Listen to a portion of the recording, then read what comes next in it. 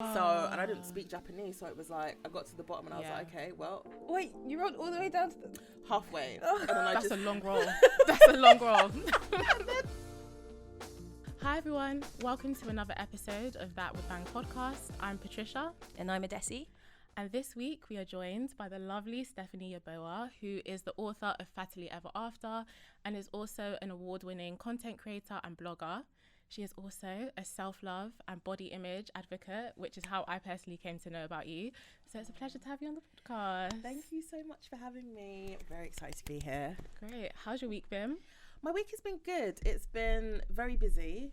Things are beginning to pick up now with regards to like work and things like that. So it's been go, but it's been quite nice actually. Yeah, It's been chill. Yeah, I feel like it definitely has been a busy week, and I don't know about you guys, but I've been so tired. Like, I don't know if everyone's just feeling it or if it's just me. Have you been going to the office? Has commuting affected it? Like, why are you tired, Patricia? Always does affect it. So I only did 2 days in the office as well, but my office is so far. It's like 2 hours each way. So I'm like up at 5:45, and then I'm like getting ready because I'm slow in the mornings, and then I get to work and then I'm already tired. I'm already thinking about bedtime. Yeah.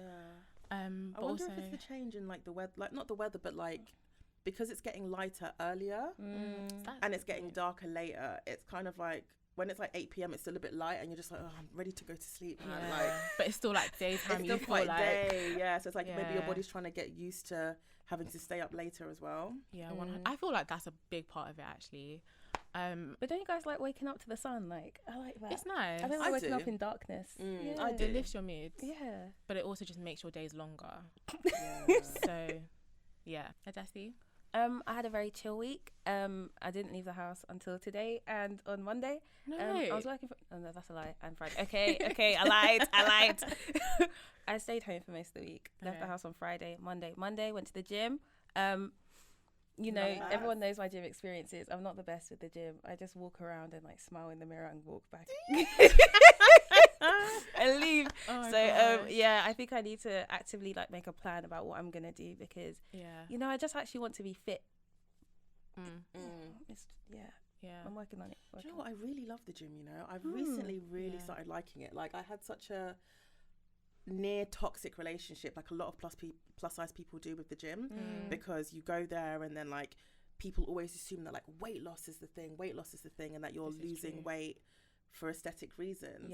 But I think once I started changing my mindset about why I'm going to the gym, so for me it was because you know, I wanted to, I broke my right ankle and so I wanted to build up the strength. How did you break your right ankle?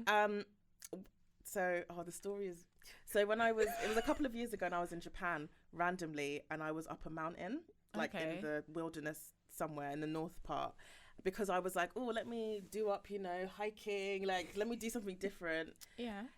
So I got there and I did it very proud, but on the way back because the air was so thin I was a bit like discombobulated. I tripped over like an exposed tree root and I just came tumbling down. Oh my god! When I look back it was hilarious, but at the time I'm thinking you're really laughing and I'm just really like, just tumbling tumbling? like tumbleweed. No, it was like when I think about it I just kept rolling and I didn't know when I was going to stop and I was on my own as well. So and I didn't speak Japanese, so it was like I got to the bottom and I was like, okay, well, wait, you rode all the way down to the... halfway. And then That's a long roll. That's a long roll. And then I like had to hobble all the way down, and then I was like, okay, so where do I go from here? Like, but weren't you in like so much pain like at the time? At first I thought I just sprained it. So apparently breaks are less painful than sprains. Okay. So I was like hobbling on it, just thinking, oh, it will, you know, when you feel like you've got like a sore muscle and it will just work itself out. It didn't work itself out. So then somehow I managed to get a taxi, got to like a random hospital. Thank God I had health insurance at the time. Because the fees were like a lot. So they gave me like paracetamol and stuff and then x-ray and they were like, yeah, you've broken it. So I had to get crutches and had to end my trip early, but it makes for a good story, man. So I don't mind. 100%. Like, so that was it. So I'm trying to like build up the strength in that angle, but then also like I want to just have a bigger bum. Like my bum is wide, but it doesn't come out. There's no shelf. So I'm like, okay, if I start doing deadlifts at the gym, then maybe, you know. I completely... Patricia, I don't want you to contribute to this conversation. You want like, the Patricia Meg should the not Stallion, contribute. like... You know? Bang. Patricia has a Ghanaian bum, right? Regardless Ghanaian. Oh, so you've got a Ghanaian. She already has it, so she's asking for what she has, and it's frustrating me. Sometimes accept that not everything you must join. This one, Patricia she already has it. She already knows what she has. Really so I'm triggered because I feel like I don't know, the gym. Maybe all the pain is coming out now. I feel like it's coming out. The gym. This is a safe space. I've come to recognize that. Don't you feel like no matter how much you may work on certain things, sometimes people have it and sometimes people don't? That's true. And I feel like with me, I've had to accept that the packaging in the back is not what I've been blessed with. It's not my ministry. I've had to accept that. Should we talk about Anatomy of a Scandal then? Yes. Anatomy of a Scandal is a Netflix miniseries which focuses on a government minister called James Whitehouse and his beautiful family, which eventually comes crumbling down as a scandal unfolds. So, guys, what are your thoughts? Boy, well, I binged all of it in the same night. I was really, I mean, to be fair, I was taking out my braids at the time, and so it was one of those things where I needed something in the background to be watching. Nice. Yeah. So, but then like after like half an hour of the first episode, I was like, wow, this is actually emulating real life. Very closely. Yes. But you know, one thing that really annoyed me, and I don't know why, it was the very first scene of the show when you're following the lawyer and she's just walking. She's just walking like a walking babe. And then she walks into her walking babe. Yeah, she just walks into like her chambers, and then it's very slick. It's very like they shot it in a way that was very reminiscent of like US dramas, like here was a strong, powerful woman and she's like unapologetic, and that bit annoyed me because I was like, I don't know, I feel like that's very much a US type of style of shooting with regards to like cinematography and stuff. But outside of that, I mean, it was so good. I did kind of feel like I knew what was going to happen, and I knew who was going to be guilty and who wasn't going to be guilty, because it reminded me of another show.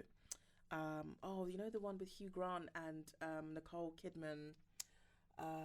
Is this a show or a film? It was a show. It was a TV show with Hugh Grant and Nicole Kidman. I can't remember the name of it, but I think it was on Sky.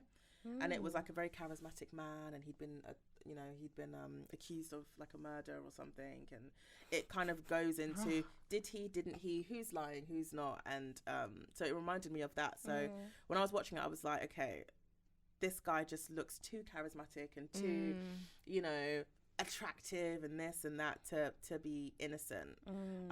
But it did really take me on a bit of a roller coaster journey. But then also like it reminded me of the way in which the government and can spin certain things and how they do it all the time. It's so true. I feel like, to your point about it emulating real life, I feel like Adessy, we were having like a quick chat about it beforehand, and you were like, it is like literally everything that I've known before. Yeah, it felt so real. Like it was scary about how real it felt.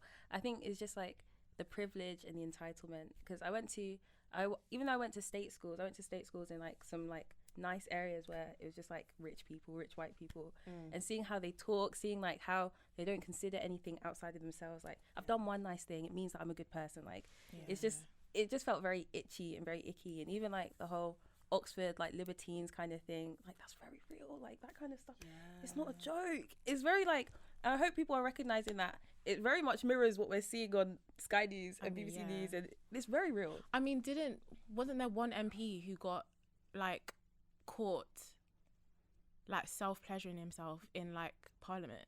This was recent. Like watching porn. Oh yes. Like why?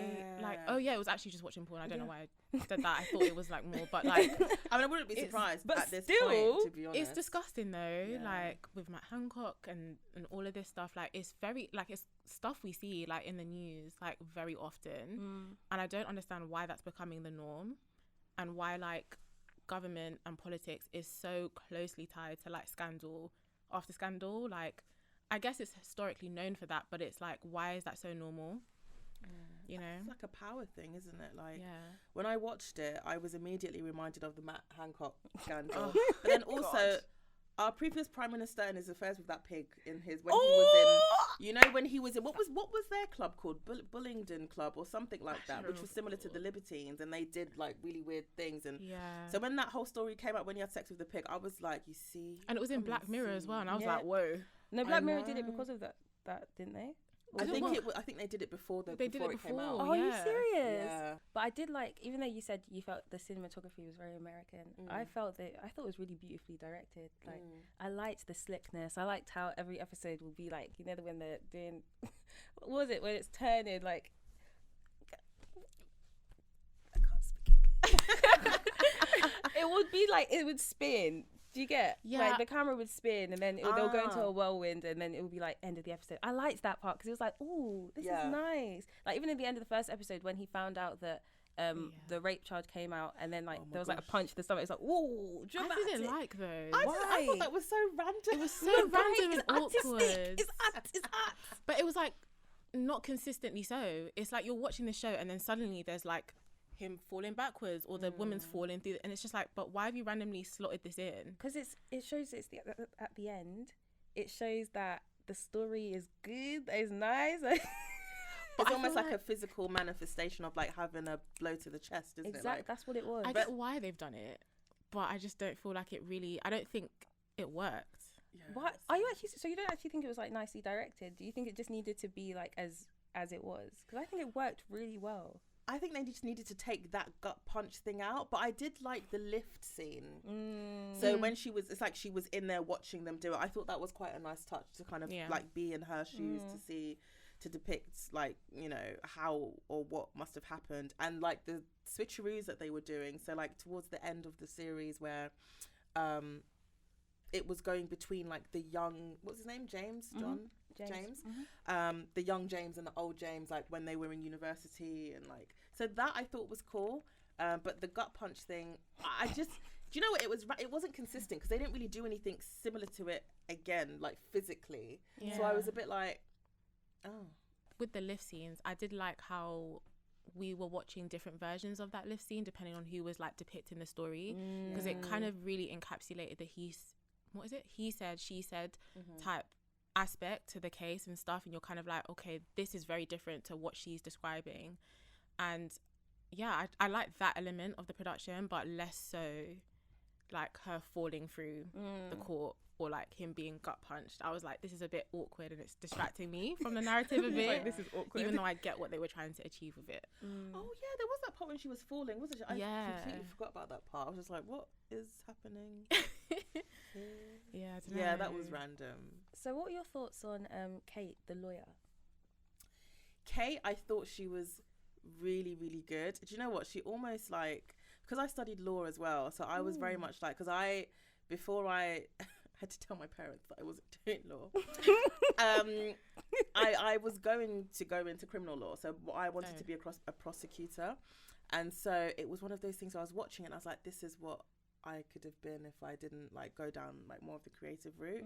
And I always said that I was too emotional to do criminal law, because as much as it's like full of tea and shade, like it's so fun, well except for like the murders and stuff, but like it's really nitty gritty and interesting. I would have thought that if I had come across a case that would have been super emotional, I don't know if I'd be able to go through with it or whether I'd break down in court. Like being a lawyer, I'm more like astounded by the one who was defending James, because I can't imagine being, personally for me, a woman trying to defend someone who's been accused of like rape.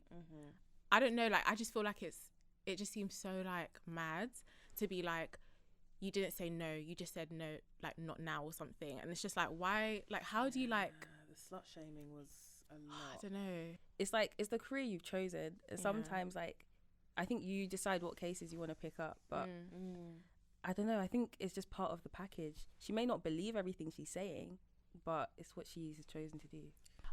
But I wanted to ask you guys' opinion on Sophie, like as a character, like what you thought about her motivations and stuff like that. Oh, she's very stupid, you know. I would have left. I'm sorry. That comes down to conditioning. a lot of the time, especially if it's like the wife's mum or the wife's parents who are like, oh, you're marrying somebody with power, so, you know, he may do this and he may do that, and you just, you know, just take it on the chin and just like stiff up a lip and stay with him because you guys are such a powerful couple.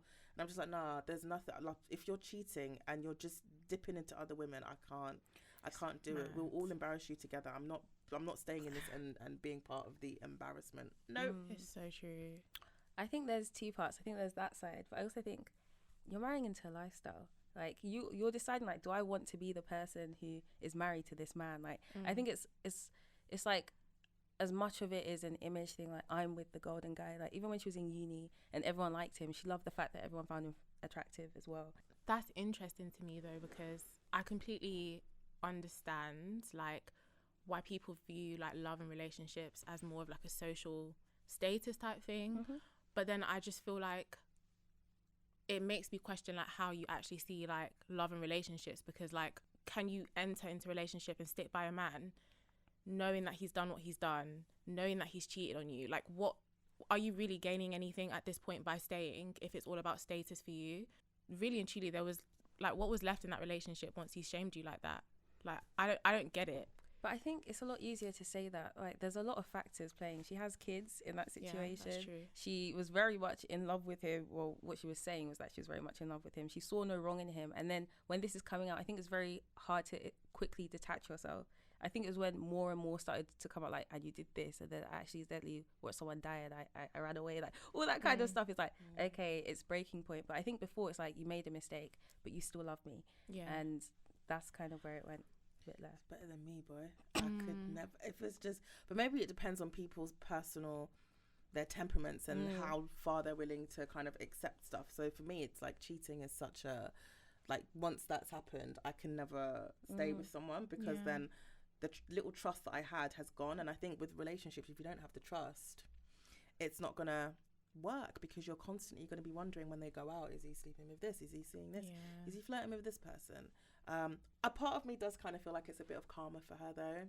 I feel like cheating is one thing though, but like, if your man is accused of like rape or abuse,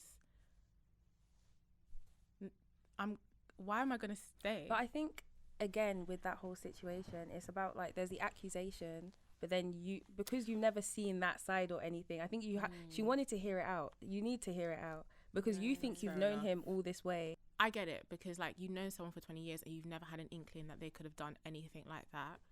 So I can get it to that point, but whether I'm going to be there publicly in court actively supporting you is another thing entirely, just because I don't know how I would reconcile a woman accusing you of something in such vivid and clear detail that you have to go on trial with the man I know. I don't feel like it was a big enough issue for her.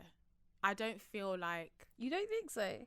I feel like she left him after a breaking point, but it's like the breaking point should have came sooner for me personally. I feel like even when it came out that Kate was one of, you know, her friend back from university was one of the people that, you know, he had a relationship with, I think she was more upset about the fact that it was someone that she knew than the fact that he could have potentially raped her. No, I see what you mean. There were several points within the series where I was like, why hasn't she left him? Why hasn't she left him? Why hasn't she like gone away for a bit and just like allowed it all to kind of calm down? I don't know. Like, I feel like if I was in that position and it was a guy that was accused of rape, I would go to the courthouse, but it's because I want to see and hear the testimonies play out. I want to see how he reacts when he's asked a question. I want to see if there are any visible tics or any giveaways that he's lying. And I would also want to see and listen to what the woman would be saying as well. Like, does she look like she's lying, but like, I feel like sometimes you can always tell when someone's being very genuine, because those things are so traumatic that it can, like, I would just want to see her, see what she looks like, see like how she acts and the testimony that she's given, because I think it would be fair to kind of look at all sides before making a final decision. When it comes to that specific issue, I've always been like, I believe the woman. I believe the woman until I'm proven otherwise in the court thing. So I think I would go, because I want to see the gist, basically. I always imagine, like, do like public figures and like celebrities, do they ever feel like embarrassed, like, or like people that know celebrities. Like imagine like that's your friend, and they're just in, like, don't you just feel like icky like being associated with them? Like, they don't have shame. Yeah, like especially if it's something like embarrassing and just dumb. Like, yeah, why are you doing this? I feel like some people thrive on association though, because they know that people are going to be asking them, "Oh, what happened to your friend? Oh, is your friend doing this? How's your friend doing?" And it's almost like they feel popular by association with that person, especially if there's like a scandal. So some people are just clout chasers, basically, for it. Clout chasing, man. Clout is killing our people. It really is. But I was going to ask you, Steph, like, you're a lot more of like a public figure, like you're an author and stuff, and you're in this space. Do you feel like, does that ever like cross your mind, like being like visible, and like how has your experience been kind of? Do you know what, for me, I always forget how big the platform I have is at times, and it's only because when it comes to platforms like Twitter and Instagram specifically, even though I have loads of people that follow me, I kind of only really speak to the same like 30 people every day, not like purposely, but it's whatever the conversation is going on the timeline, whatever, it's always the same people that keep cropping up. So in my head, I'm always thinking, oh, it's just a small group of people that I'm talking to every day, until something happens and then I see that I'm on the Shade Room or something like that, and I was like, oh my god, but that platform scares me, honestly. So I do genuinely forget that I have such a big audience, and so every time it kicks in, I always feel like, oh man, I need to like scrub my feed, because sometimes I say some really disgusting things. I'm not gonna lie, like I have like a really big love of like Jason Momoa. Oh my god. And back in the day, so I've liked him since like 2012. Wait, is he Aquaman? Yeah, okay, and back in the day, like the first, I used to say some disgustingly wretched things about how much I liked him. And yeah, I remember like 2018, somebody brought it up in like a meme thing on Instagram, and I was like, I do not remember tweeting that. So I had to go back and just scrub all of my problematic tweets, because I was like, I don't want this coming up. I don't want this I kind of wanted him to see it, but I didn't want him to like randomly come across it and be like, who the hell is this weirdo, and block me. And he's just scared. So I was like, you know what? I can't allow my tweets to come and bite me in the bum, you know? It's true, man. So I try to be a bit more thoughtful about what I write before it goes out there. But at the end of the day, like I also try and be as real and as down to earth and as honest as possible. Like I don't want to be like a cookie cutter, like, oh, this is amazing and hi guys and no, like if something is annoying me or if I need to rant about something, I'll still do it. But I try and do it in a way where somebody can't twist my words into something that it isn't, and then smart. You end up on all of these pages and you know, your forums and stuff like that. So does anyone have any other thoughts on Anatomy for Scandal? I didn't like James's mum. Yeah. No. That whole enabling Auntie. kind of like, oh, boys will be boys and all of that, like Auntie. That kind of thought process is something that really needs to be abolished, especially with like that internalized misogyny that women or women of a certain age tend to have. It contributes towards the problem. Like, oh, my little Rudolph, he could never do this. You know, he went to Harrow Boys School and they treated him well, and you know, he'll never touch a fly. And meanwhile, they're just bumming all the time in school. Allegedly, let me put that in. Allegedly, you know, there's a lot. She was giving African auntie vibes to me personally. Yeah, because you're just giving me like, you know, the women that have relationships with their sons that it's just too much. It's not even motherly anymore. Like, you know, where it's just like, nothing could ever be wrong. Like that kind of situation. It was making me a bit uncomfortable. And even the fact where she was like, you were never like this before. Just accept it. Like, why? Also, there was very early on in the series, I had like a feeling that there was going to be a character that would be a bit more of a character, but she wasn't, and that was Sophie's friend. You know, when she goes to school, the other mother. So when they were outside of the school, they'll be chatting and stuff. And I don't know, the camera kept focusing on the friend for like a second too long, where she'd be giving her a dirty look. And I'm just like, is this friend coming to do something to like upheave the whole thing? I mean, turned out she didn't. She just was probably just like a... Wasn't she the Prime Minister's wife? Was she? I thought she was the Prime Minister. Because in the first episode where she's going to the party and it's the Prime Minister's birthday, and isn't she the same woman? And then she's like, oh, I have to leave. So I thought she was the Prime Minister's wife trying to distance herself from the whole scandal and all of that. Crazy. So I thought she would be a bit I thought she was going to be like not like a double agent, but like maybe she was feeding stuff to the press, or like, I don't know, maybe I just looked too much into it, but she wasn't as big of a character as I thought she would eventually end up being. And that Prime Minister looked too similar to David Cameron to me. Honestly, I was like, they cast that very well. They casted it very well. They knew what they were doing. What did you guys actually think about the scandal though, from when they were at uni? That whole thing with the heroin. But I saw it coming. Did you not? From when he was on the ledge. Yeah, I saw that coming. They looked very spaced out on that roof. I was like, this is the drugs that you guys are doing. I don't know. It's scary. I saw that coming. I can't remember at the end if they got rid of the Prime Minister. I can't remember. Even the fact that after the murder had happened, or not the murder, after the death had happened, and James, that's when he found, what's her name? Ella before Holly. Wow. He found Holly, and like, I don't know where your mood would switch from that to that. Like, it was just a bit like, right. Yeah. It's like, how do you think about having sex after watching your friend die? Like, you're already a wrong'un from then. Exactly. What? Exactly. That is such a good point. Yeah, but then I think it showed the pattern of how when he's in a heightened or frustrated situation, that's when he switches into one mad mode. Yeah, because even in the lift, he was frustrated. Mm-hmm. Oh, that's a very weird. Yeah, that's really true, actually. But I feel like it's time to move on to the final part of the podcast, which is where Patricia and I have our alternative scenes that we're going to pitch to you, and you pick your winner. Okay. But this scene is, what did we do this scene? This scene is what would happen if Sophie found out about Kate earlier. Okay. And how that would unfold, essentially. So who's going first, me or you? You can go first this week. Of course, I went first last week. So my scene, Sophie finds out about Kate earlier, and they both work together to bring down James. It just unfolds in a slightly different way to what we saw. Okay. In the thing. Okay, amazing. Yeah. Okay. Great. Oh, exciting. Sophie is adamant that she knows who Kate Woodcroft really is. After stalking the internet to no avail, she calls Oxford University's Alumni Association and finds Kate's parents' house. She turns up there, and Kate's mother erupts in anger, screaming that James Whitehall is a monster. Although Sophie never made it in the house, she spots Kate's pictures on the walls and realises that she was right. Shaken by the situation, she knows she must help. After the trial the next day, she follows Kate into her chambers and confronts her about her secret. To Kate's surprise, she offers to help. They make a plan to find more evidence and create a stirring in the media to affect the jury.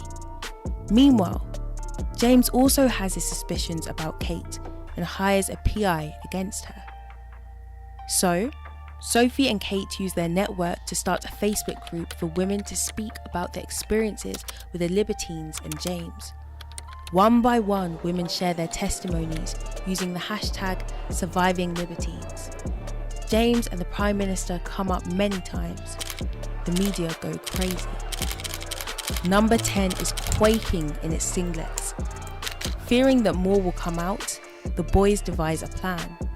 James gets the Prime Minister to issue him an executive travel document so he can fly without a passport.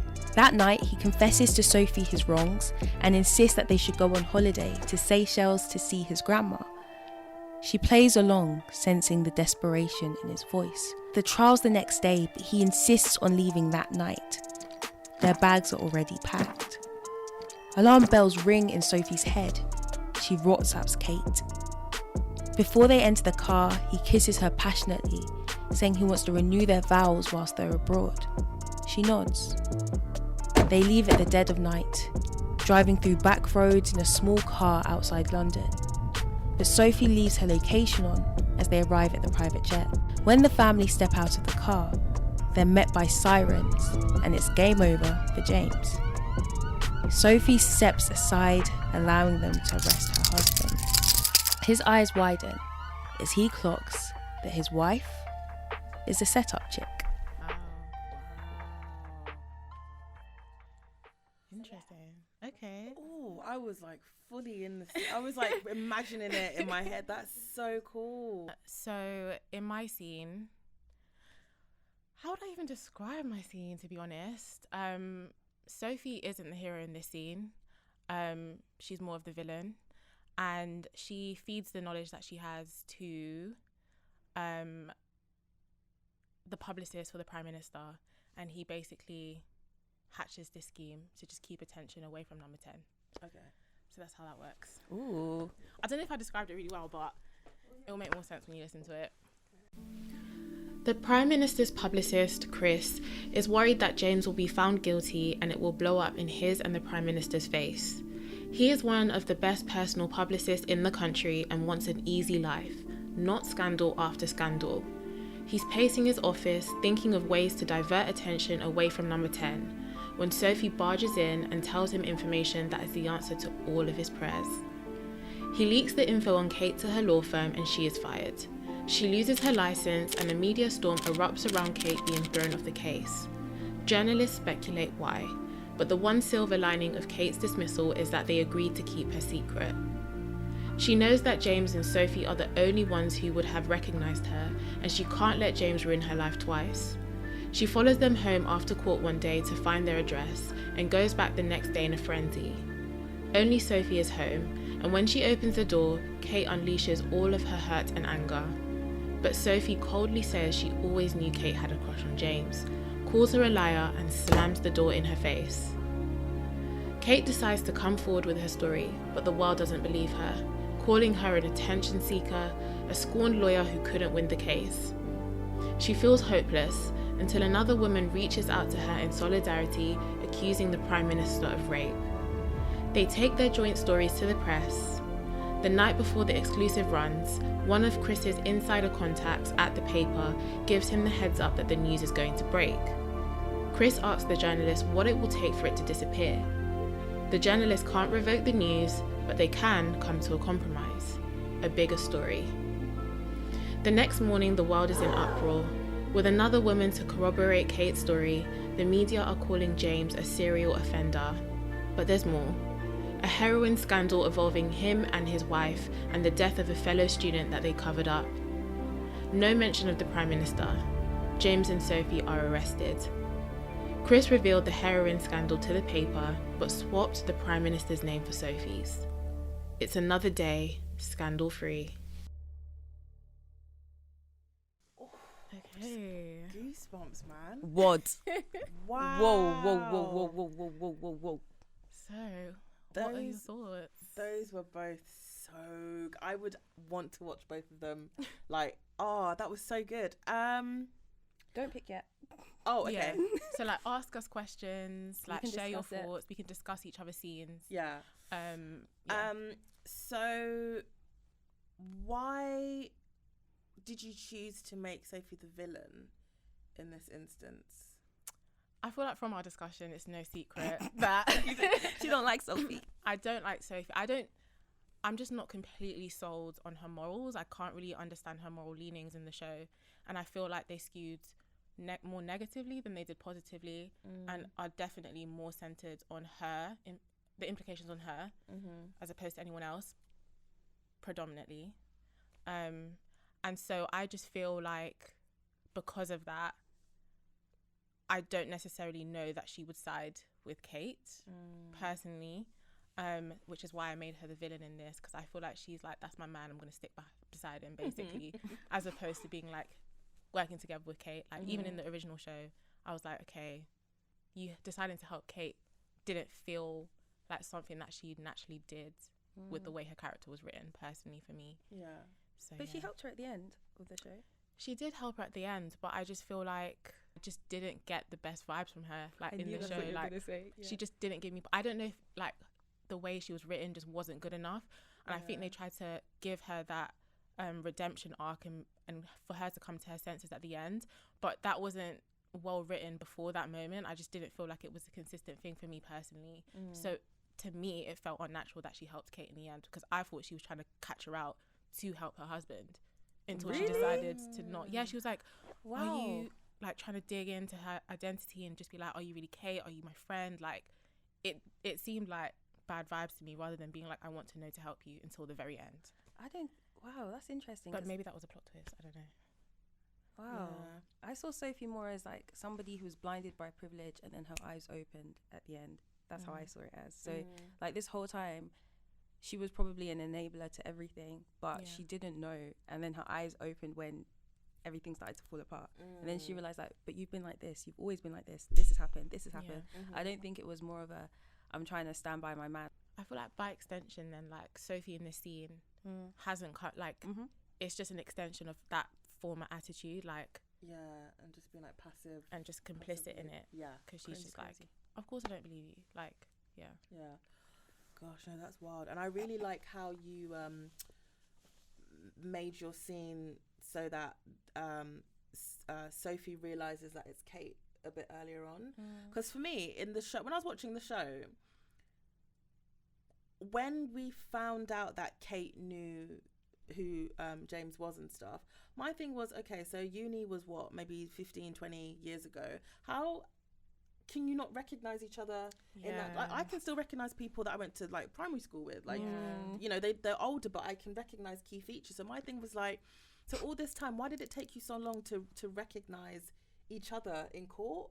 I just thought that was really wild. And I know that they were probably doing it to prolong the series, but I like with your and how you just got straight, like you kind of got straight into it, and it almost felt like a subplot within the show as well, because it's almost like a race against time, trying to figure out whether James is going to get caught and sent away, because you've got the trial, but then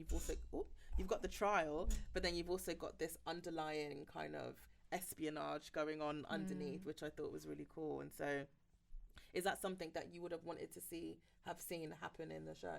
I just thought that if someone, I can't imagine someone changing that drastically that you don't recognize anything about them. And I felt that they didn't do enough to try and find out who she really was. Like, I would just call up the uni and say like, where is she? Or go to her friends. Like, she went to her friends a lot later than she could have. So I don't know, I just thought that we could, if we sorted that out, perhaps they could work together, because I do think that she remembered how Kate felt at that time, and that stuck with her. And like when everything kind of flashed back, she was now thinking like, how, like when she finds out the truth, how could we move on from this, or how can I make this right? I think she felt guilty as well.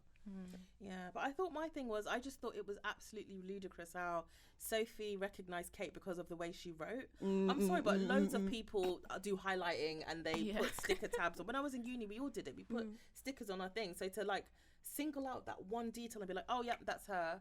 I'm just like, but what about her face? No, I absolutely agree. But do you feel like, you know, when you have the inkling already, it's more like that element consolidates what you already think? Because if you're not expecting it, you're not looking for that.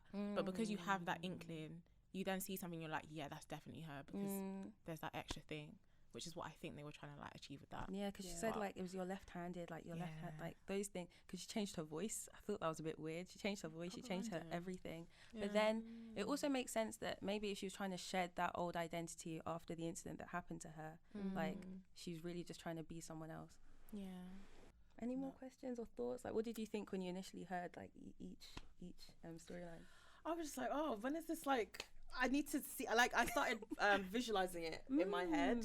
And so like, even with like Sienna Miller, like she is an actress that I've always thought was, I don't know, she just really was Sophie to me.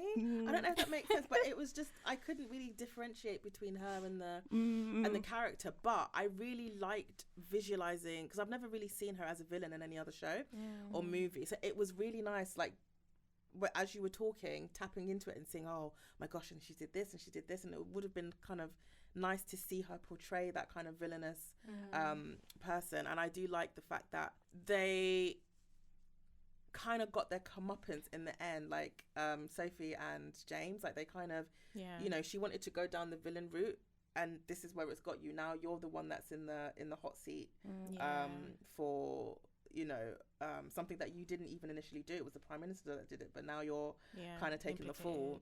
I quite like that. Even though it's deceptive, I was like, well, you know, it is what it is. You know, if you're gonna, you know. Because that publicist he was a rat. Like, he was so sneaky. Such a weasel, man. And it's just like the callous way in which he was describing the case. Like, it was all just about like getting the job done. It was just getting the job done. There was like no, like we were saying, there was no like emotional kind of like connection to anything that was happening.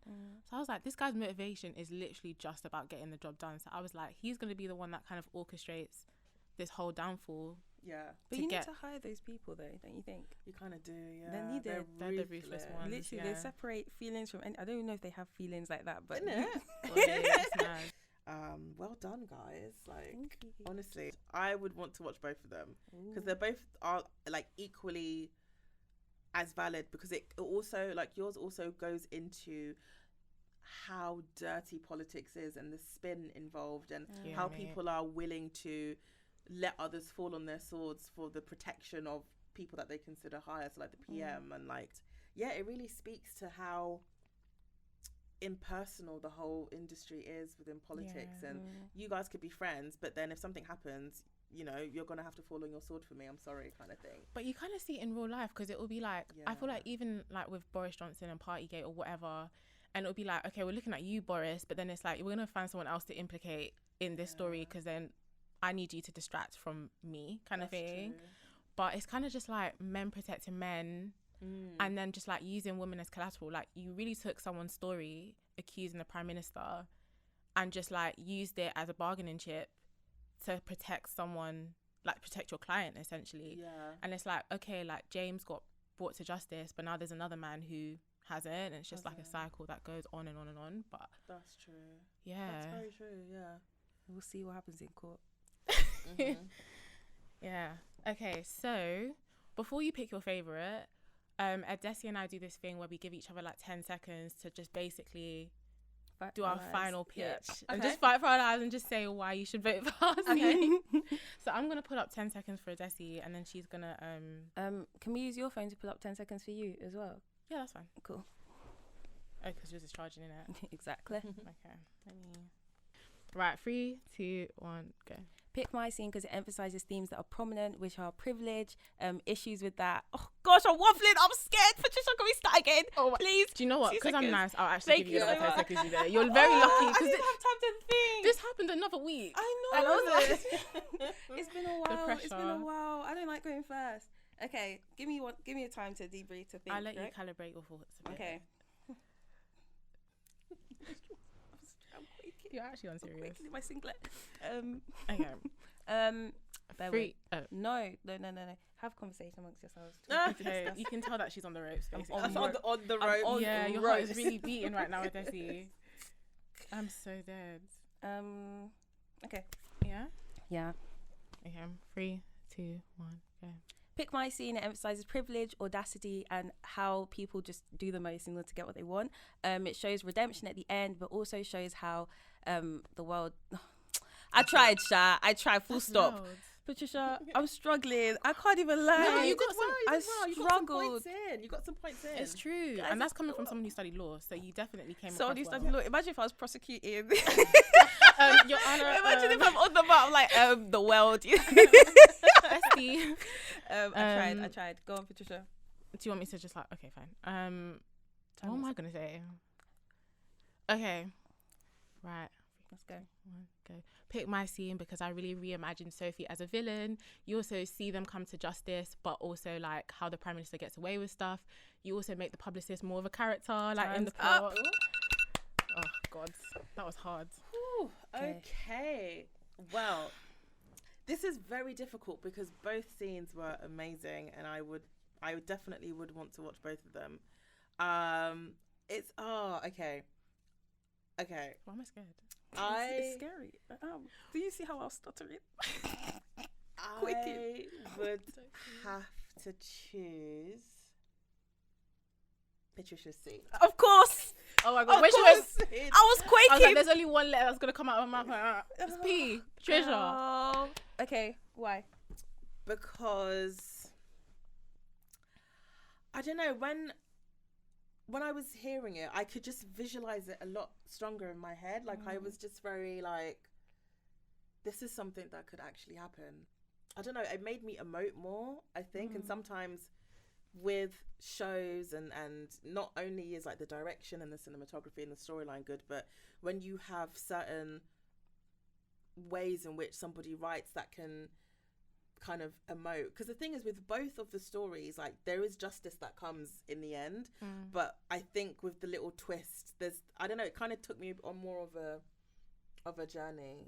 I think But both were good. Both were really, really good. This is what they all say. They all do this. They all do this. It's actually true. We love them both, but I'm not picking yours. No, God. cool. So, yeah, I agree, to be honest. From the minute I heard Patricia's one, I thought it made a lot of sense. I think you went down the villain route very well. Yeah. And I think highlighting, what's the weasel called? Not the weasel. Chris, I think. No, highlighting Chris's role and how he's very orchestrated, and like when he's actually given the opportunity to do his job, what it could be. I thought that was very smart. I felt it. I felt those ropes. To be honest, from the minute I heard it, I felt it going. I congratulate you. Thank you so much. As you can tell, we get quite passionate about this towards the end. But no, there's so much work went into. I love it. It was so good. Thank you. So good. But Steph, it's been amazing having you on the pod. It really we have really enjoyed your contributions. You've said some really good points, and it's been really nice discussing this show with you. Thank you so much for having me. I love it. I love TV and I love movies. So any opportunity to talk about it, I am there. So thank you guys so much for having me. This is so fun. And I forgive you for picking Patricia's storyline. Wow. I'm not even triggered at all. I'm actually quite content with everything. But can I close? Feel free. So that's it for this week's episode of That Would Bang podcast. You can follow us wherever you listen to your podcast. Please rate, review, comment, all of that stuff. And we're on video, so you can find us on YouTube as well. You can follow us on Instagram at the TWB pod, or me on Instagram at Adessy, or Patricia at _PTPR, or Stephanie. At Stephanie Yeboah. Yay! So until next week. Hey. Until next week, guys. Goodbye.